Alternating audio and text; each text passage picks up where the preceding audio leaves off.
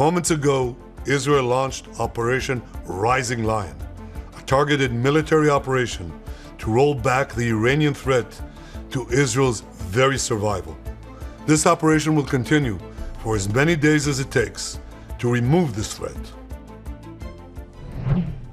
Israeli Prime Minister Benjamin Netanyahu making good on his repeated threats to strike Iran and try to cripple its nuclear program. Israel is now bracing for retaliation after Iran's news agency said the attack killed several people, including the head of the country's Islamic Revolution Guards Corps. Bloomberg's Israel Bureau Chief Ethan Bronner joins us now from Tel Aviv. Ethan, a lot of things have happened in a very short time. What's the very latest? Well, I think you've summed it up well, Linda. We are here waiting for retaliation. The Iranians have now vowed to do so. We know that there are at least several thousand or a couple of thousand ballistic missiles in their possession. Last October, when there was an exchange between Israel and Iran, 130 ballistic missiles came.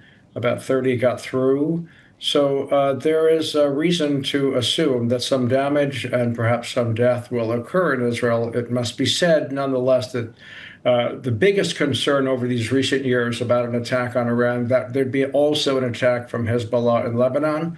But Israel took out much of Hezbollah's ability in the fall, and so that's reduced. And Israel also has a lot of bomb shelters.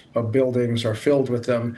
So people are being ordered to stay close inside and not go to school, not go to work, and so on. So the airport is closed. We shall see. Well, Israel had said it wouldn't move unless talks fail. And talks are meant to happen only over the weekend. So what happened here? Why the preemptive strike? Prime Minister argued in that clip that you just showed a piece of that Iran had been moving secretly and rapidly toward developing a weapon, that they have enough enriched uranium, highly enriched uranium, for what could be 9 bombs, he said, in the coming months. That there's a bunch of stuff going on that they've been hiding from the world. That in essence, what he was saying is the negotiations with the United States were a ruse. And behind closed doors, they were actually preparing a major attack on Israel. Israel couldn't wait any longer, and it decided to preemptively attack. That is his argument. Where are we in terms of talks between Israel and the U.S.? The U.S. has said that it was a unilateral move by Israel. Are they in conversations right now? I assume that they're in conversations. I'm quite sure that they talk. The level of disagreement is something that we need to explore as we go forward here, because I think President Trump said he didn't want Israel to do this, but it didn't seem, frankly, that he was objecting all that vigorously.